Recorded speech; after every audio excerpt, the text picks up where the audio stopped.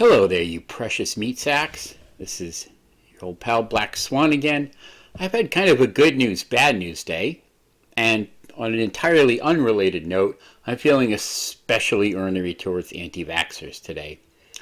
And so I thought I'd do a palate cleanser and do some questions for atheists. Now, this is a video I found. It's only a few months old. His comments are still open. And it's short. It's only like 2 minutes long. So let's get into it, okay? What do you think? Welcome to Stirandfry. Hi, Stirandfry. I've been thinking about 3 questions I'd like to ask atheists. 3. We can do 3. People who don't believe in God. That would be me.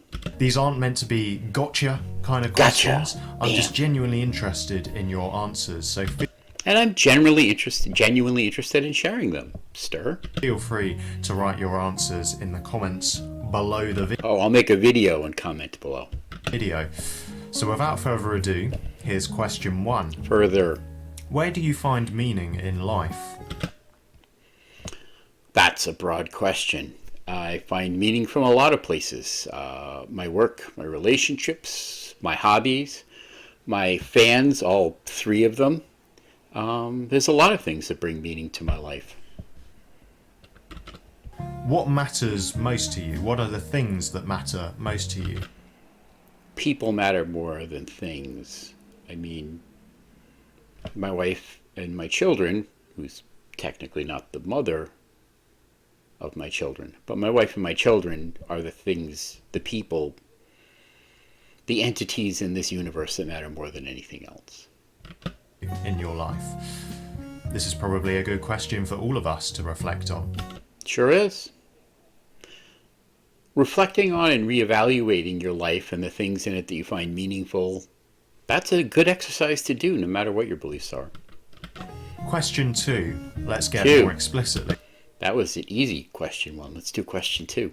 theological. If there is a God, what would he have to do to prove his existence?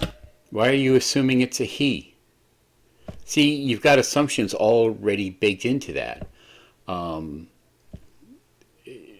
This shows where your worldview is coming from. That you're calling it a he. He and she can't even possibly apply to the concept of a God. What would a God have to do to prove its existence to me is a very difficult question, because it would have to overcome the hurdles of, well, one of the things people go to quickly is like miraculous things. You know, what if, hey, I'm God suddenly appears and the stars get rearranged into that? But we have to rule out a lot of things before we can start assuming that that's actually a God doing that. There's potentially a ton of like naturalistic explanations. We would have to start with something that was observable by more than just me and can't be like a single video that was faked or something like that. We have to be able to, it would have to be something that would be observable and testable repeatedly and consistently, like peering through a telescope to look at the stars, to see that there's rings around Saturn or the great spot on Jupiter. Anybody can pick up a telescope and train it into the sky and see these things and photograph them and reproduce them, and you can do it yourself. So it would have to be at that sort of fundamental experiential level to begin with. Then you would find a way to draw a connection between whatever thing it is that we're observing and the God. All that being said, I could see it being possible that a personal experience could convince me that God is real, theoretically, but that's where I sit now. I would think that that belief would be unjustified. It's a tricky spot, but it's not an easy question to answer because, okay, this is assuming, again, we're talking in the framework of typically the Christian or the Abrahamic God in any case, because the nature of God. I mean, there's been thousands, if not tens of thousands, if not hundreds of thousands of gods that have been proposed over the millennia that human beings have been having these kinds of thoughts. So you're already starting from the assumption of an Abrahamic God. I mean, what if it's a trickster God? What if it's the deistic type of God that created the universe and then went hands off? What would it take for that kind of God to convince you it was real? Would it even care to convince you it was real? To you. Question 3. We're on question 3 already. This is going by quick, huh? Do you want the Jesus story to be true? That's a really weird question, frankly. I think it makes some assumptions. It's trying to get at it. What it presupposes is that I am disinclined to believe the evidence or arguments for God because I don't want it to be true. I mean, like so many other atheists that are involved in this social media sphere, I started as a Christian. I didn't want God to not be true when I was a Christian. I started from a place of believing in God and essentially wanting God to be real because I believed he was active in my life and it brought me comfort.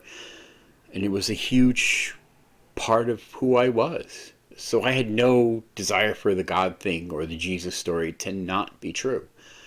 So I started from that place of wanting it to be true, preferring that it was true.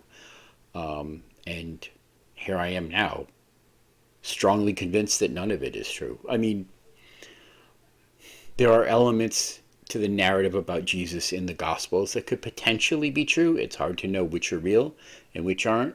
I would generally disregard any of the supernatural type ones. But from where I am now, I'm not coming from a place of caring one way or the other whether or not something like that is true. What I care most about is making sure that my beliefs are as true as possible, that my internal model of the world as closely matches reality as possible. As Matt Dillahunty has so frequently said, I want to believe as many true things as possible and as few false things as possible. And that, more than any specific belief, drives what I want to make sure that my beliefs are true. Not that I want to believe this over that. I want my beliefs to be correct. You may know the Jesus story already. You may think you know the I know it quite well. Jesus story already. But in essence, Jesus shows us that God demonstrates who he is. Jesus doesn't actually show us anything. The Jesus story, you could potentially pick morals and ideas or philosophical ideas out of. But Jesus never left us his words directly. If he had, maybe things would be different. Most clearly, nailed to a piece of wood, bleeding and praying for his enemies. Yes, Jesus nailed to a piece of wood.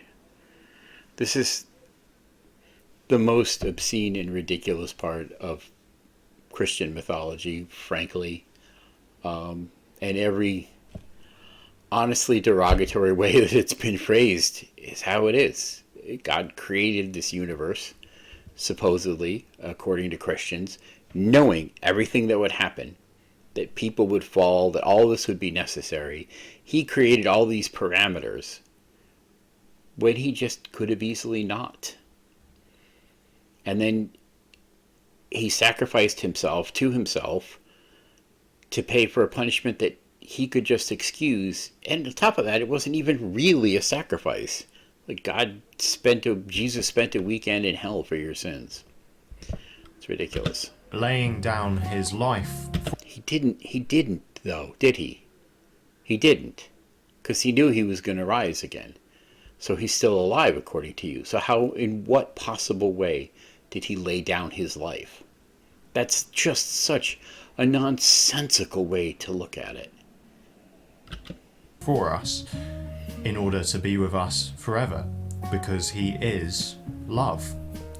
Like seriously, if I knew for a fact that I could be tortured to death and it would end hunger and poverty and war and human strife for the rest of eternity. Even if I didn't get to come back to life, I would do that. Who wouldn't? Some people wouldn't. I would. But if I do it knowing I would rise back to life again in like an immortal and super awesome body that never got acne or dandruff or lost its hair, hell yeah. I'd do that in a heartbeat. How is that even a sacrifice? I'll endure some pain. Granted, it's intense pain and immense pain, probably beyond what I can comprehend. But it's temporary. It's fleeting. Even in the course of a human lifespan, it's a day. Even in the course of my natural lifespan, assuming I live to an average age, that's a nothing sacrifice. Now, could you get behind the idea of a God like that?